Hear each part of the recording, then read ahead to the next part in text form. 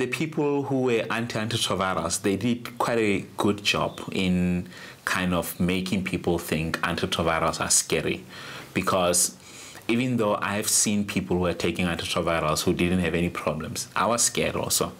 The first day when I started taking them, I was scared like hell. A doctor will not give you an injection to get rid of the fear. You still need the social support from your friends, from your family, to be able to kind of take the first pill and be able to sleep and not think you're gonna wake up looking like, what's that? Is it Big Mama, that movie?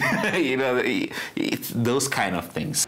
Pulu struck it lucky. When he started treatment, it all went smoothly. 2 months after starting his ARVs, Rian Novel, whom he met at the men's support group, still struggled to adjust.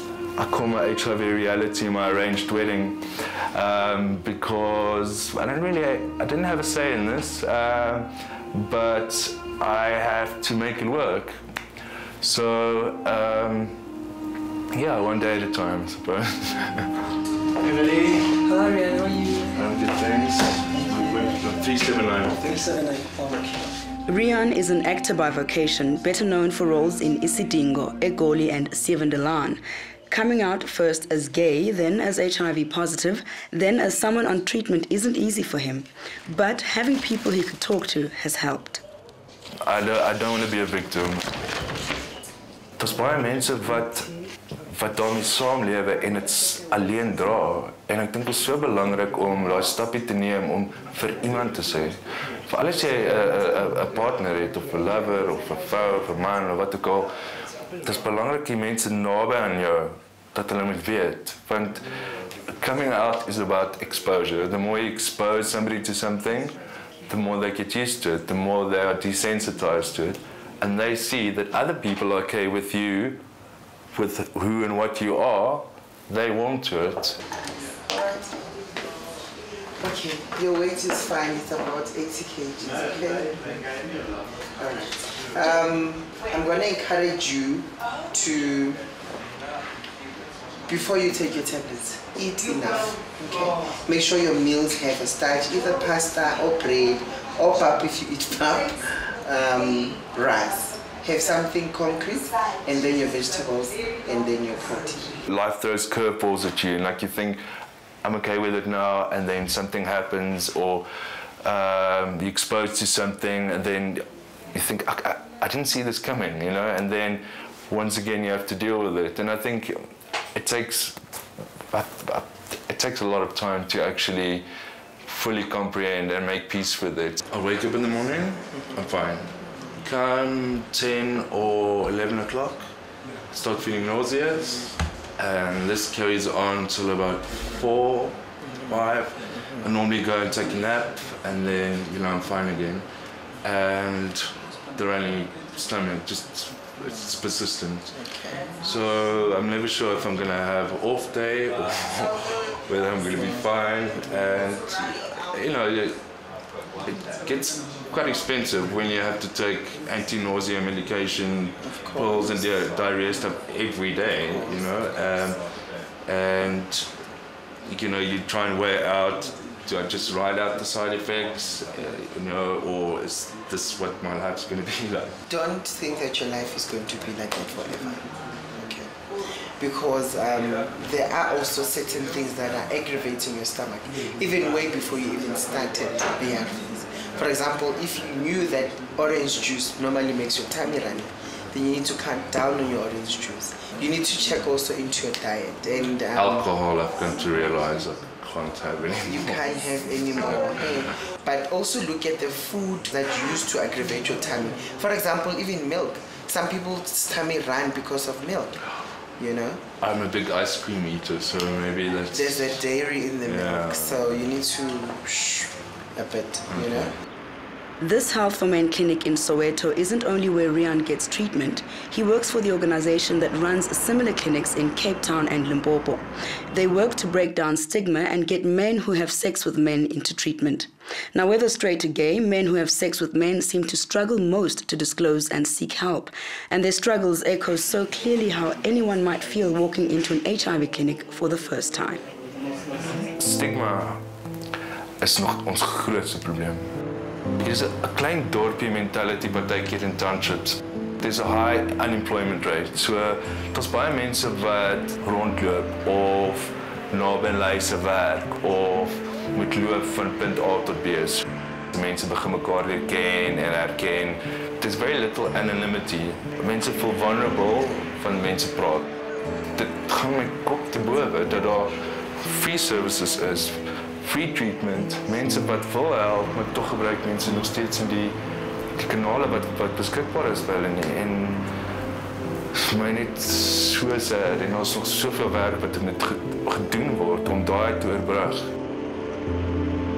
I don't want to live HIV, work HIV, exposed to HIV, because I'm so much more than that. And I'm an artist by heart, and I want to go back there. And I hopefully will use these tools that I've got now. But I don't think it's healthy to be exposed to HIV and live it, and because it's not who you are. It's a part of who you are, but I'm not HIV. Now, Pulu is also fast reaching the stage where HIV can no longer define his everyday. Perfecto. He wants time out for other passions that have been waiting, cooking and setting up a whiskey importing business.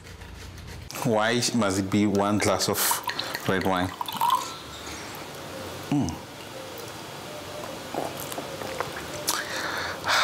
Wow.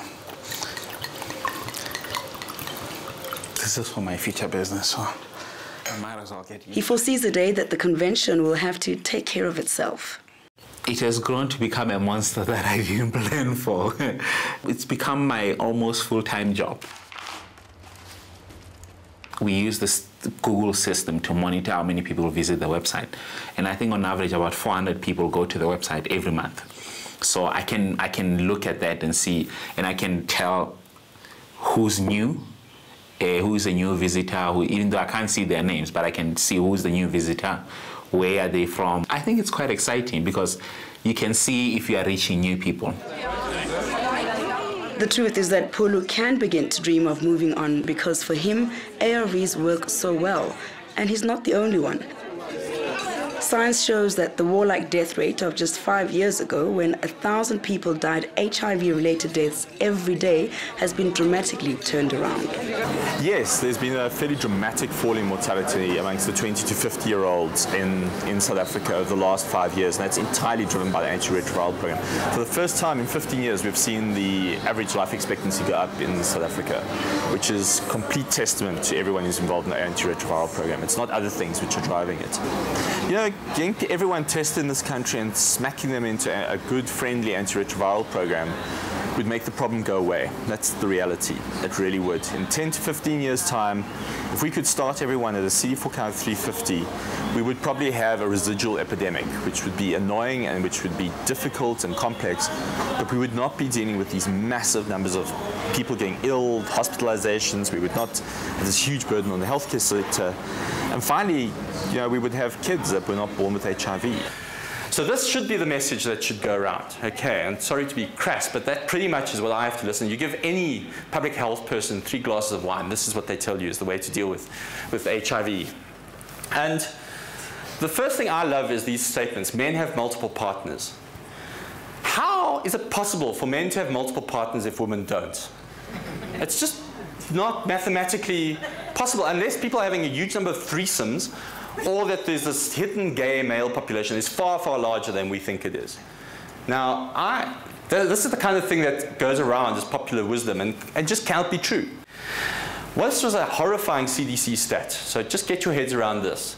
In the US, in long-term relationships, married people and people in long-term relationships over years, up to 80% of one or both the partners cheat in the relationship. So those of you sitting around feeling particularly like normal because you've got a husband or wife at home that you've been faithful for 20 years or 10 years, you're actually abnormal. And that's the reality is that infidelity in relationships is actually normal. Okay, it's a horrible thing to say, but the problem with it is that we've got to the stage where we've said to people that you have to stay in a relationship, you mustn't screw around, but they do. So while there's still work to do to get people to choose life, Pulu is now looking for successors. someone like Zandi Mkwati. For me, who's been looking for the next generation of young people living with HIV who can take over, I saw that in her. You know, the energy, the way she speaks, it makes you think she needs to do a lot more. She has the kind of the vision that I think we need today in order to change the mindset of young women who, not only those who are living with HIV, but in terms of prevention also. This is one of the leaders that we are looking for. It was amazing. I mean, for me to meet somebody live. I have heard of people living with HIV so long, but for me to see the person, and he looked healthy, very healthy and very good. And I was like, oh my goodness, I mean, if he can do it, I can do it too. There was something just about him that he just seemed like he's passionate about making a change as a person living with HIV, not putting in the, oh, shame me, too, you know, I'm in charge of my health regardless of what has happened and what is happening. Zandi is the breadwinner at home for her two sisters, but her income is sporadic at best. Finding work where her family lives far north of Pretoria is a stretch, but her spirit is relentless. After I found out that I was HIV positive, I had a very big decision to make, a huge one, that was either going to make me or break me. And believe in me, as much as I'm sitting here and saying that I made that decision, it has not been very easy, you know, because it's a long process. So I chose that I'm going to be a responsible mother, and I want to see my son and his children, and I want the best for him. I understand the best for him does not only entail a good education, it does entail also me being healthy. Zandi is just starting out in life. For her, the fact that treatment is what it is and her mindset is as strong as it has become means that a life beyond HIV is within reach.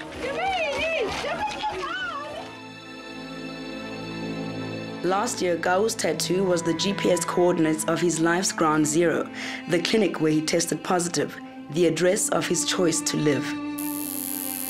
Today, he's aiming much higher. Shooting stars representing the hope beyond HIV. Stars for me, they only come when it's dark, when you basically cannot see anything. We just have to have faith that nothing bad is going to happen to you. When you see a shooting star, that's when you make a wish. But you make a wish and hope for the best in that dark, scary West time, which is in the night. So this HIV can actually propel and help me to be the best person that I was designed to be.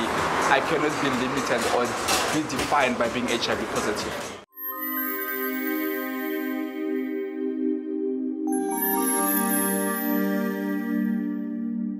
You know what, we should have had sound for this. Because there's some shit that I want to say now.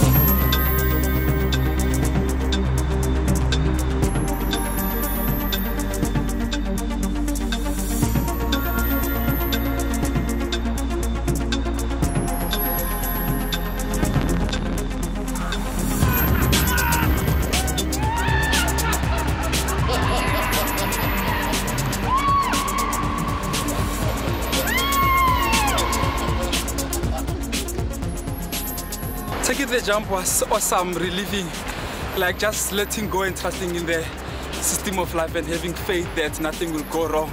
Yeah, it was one of the best things I've ever done, yeah. So much relief right now. I feel I can take on almost everything.